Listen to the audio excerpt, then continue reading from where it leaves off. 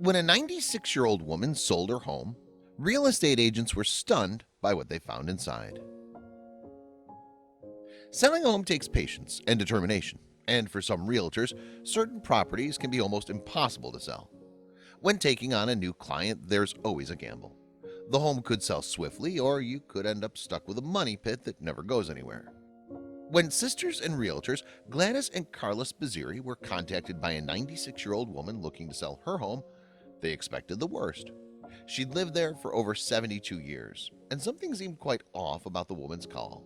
However, they decided to check the place out regardless. Preparing for the worst, Gladys and Carla entered the home thinking they were in for a tough sell. But what they found inside was absolutely shocking. What did this elderly woman have to hide? You won't believe this story. Before we begin, make sure you smash the like button, subscribe to our channel, and click the notification bell for daily amazing videos. For real estate agents Gladys and Carla, it was just a normal day at the office. They were busy checking on their listings, planning showings, and touching base with their current clients. The sisters had become a dynamic duo in the real estate world after joining forces in 2009, putting the local agents to shame with their ability to sell practically anything. However, they were about to get a call that would test their limits. That afternoon, the sisters received a call from an elderly woman looking to sell her house. They went over the basics of their usual agreement with clients and tried to get more information from the woman who went by the name Joyce. Unfortunately, this was far from an ordinary call. Gladys immediately noticed that there was something strange about the woman's voice and demeanor on the phone. She wouldn't answer questions directly and seemed far from enthusiastic in terms of selling. In fact, she almost seemed reluctant.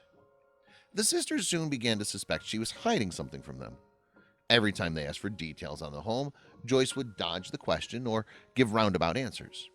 Immediately, they began to wonder if she was some sort of hoarder or if the home was in a horrible state of disrepair. Despite their misgivings, Gladys and Carla knew they could sell ice to an Eskimo. So what if the house was in bad shape? They'd never backed away from a challenge. It was then they learned something fascinating about their caller. Joyce revealed that she'd just turned 96 years old and had lived in her home for over 72 years. Well, no wonder she sounded reluctant to sell it. However, the sisters agreed to set an appointment to come look at the property, believing they could definitely help the elderly woman. Later, the sisters discovered that the home had not been touched in terms of repair for the past 70 years, except for a minor kitchen remodel to bring it up to modern standards. This led Gladys and Carla to fear the worst. Who knew what state the home was in? Could the old woman have possibly been able to maintain it all those years at her advanced age? As the date of Gladys and Carla's appointment to view the house drew closer, they began to worry. They didn't know how clean the home would look when they arrived, and they feared it could be filled with junk that was collected over the many years Joyce had lived there. However, they had agreed to sell the place, so now they'd need to make the best of the situation. One upside to the situation was the property was located in a very nice neighborhood in Toronto. The real estate prices have been soaring in the area, so even if the inside was a mess, they could possibly still turn a very nice profit. When the sisters first arrived at the home to view the property, they were a bit underwhelmed. While the neighborhood may have been up and coming, the home itself was quite plain. They might be able to get an average amount for it, but only if the inside was in excellent condition. Slowly, Gladys and Carla approached the front door. They honestly were fearful of what they might find inside. Did they even want to go in? Could it be laden with mold and plumbing issues? Despite their trepidation, the women decided to remain professional and take a peek in the home. You won't believe what they found. At first, the sisters couldn't believe their eyes. The home was gorgeous. The interior in no way matched the exterior. It was almost uncanny how beautiful the home was inside. Could they have walked into the wrong property by mistake? The home seemed almost too good to be true. Like the sisters had walked onto the set of a film. It was far from the dump they'd imagined it would be. In fact, they were beginning to think they'd secured a possible gold mine. The colors were the biggest standout in the home. From gorgeous greens to blushing pinks, every room was vibrant and alive. Isn't it just spectacular? What was the most incredible about the house was how every single room was different. The color, the art, and furnishings all represented a different style. It made the home very unique, and Carla and Gladys believed this would be a big draw for potential buyers. Each room was like a time capsule, filled with items from varying decades. As the sisters explored the home, they continued to find more to love. Unfortunately, there was one small problem. The only negative the sisters could come up with in terms of the home was how feminine it was. The colors were not neutral and almost reminded them of a dollhouse. However, the immaculate detail in the home could help a potential buyer overlook the colors. Despite the feminine decor, one of the best rooms in the house happened to be the basement. It was like being transported onto the set of Mad Men, complete with a wet bar, wood paneling, and vintage 1970s deco. The room was certainly a standout, and one the realtors felt would be a great selling point. Gladys did admit she was concerned the backyard would prove to be an issue due to its small size and lack of landscaping.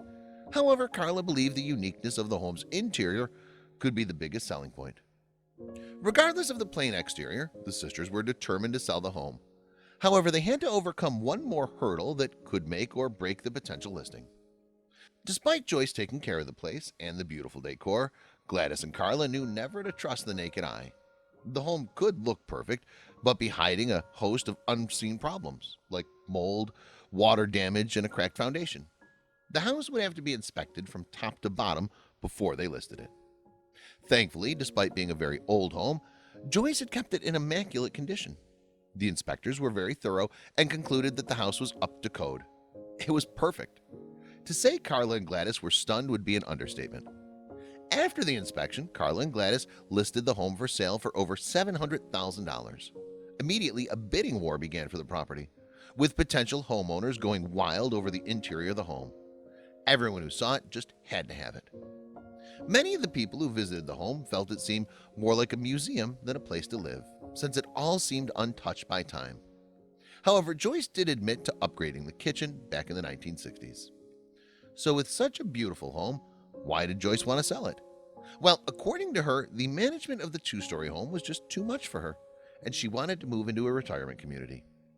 The one thing Joyce did want to mention was the home didn't come with the furniture. Her daughter had called dibs on that long before she decided to sell. Therefore, the new owners might want to rethink the interior decor since it won't be as vintage in appearance once cleared out. If there's one lesson that Carla and Gladys learned from Joyce and her home, it was that you shouldn't judge a book by its cover. While the home may have looked plain from the outside, the interior was a diamond in the rough. We hope the new owners treasure it as much as Joyce did.